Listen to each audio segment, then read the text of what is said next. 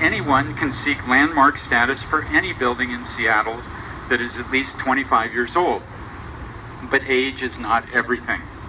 A landmarked building has to convey its significance and integrity.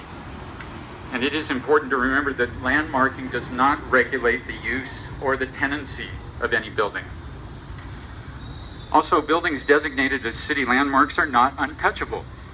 They can be maintained, they can be painted, they can have additions.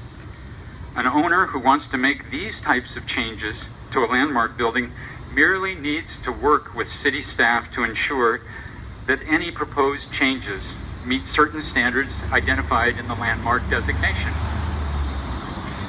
In addition, not everyone knows that there are incentives for landmarking that can help a building owner financially.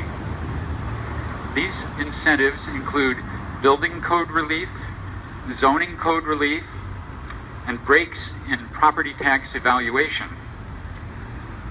Plus, landmark buildings regularly qualify for grant opportunities for capital improvements, such as a yearly program that is offered by the county's Cultural Services Agency for Culture.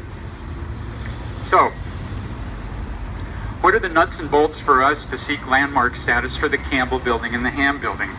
First, a detailed nomination for each building must be submitted to the city. For a nomination to have a good chance of approval, it usually is researched and written by a professional historian or architect who has experience in preparing such documents, and that costs money.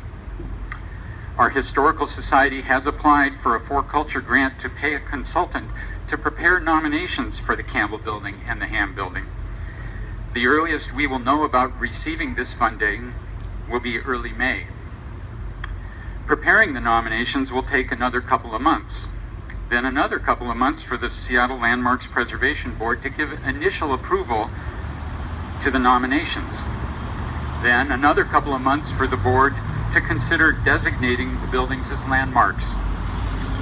This is a public process with public meetings that invite public comment every step of the way.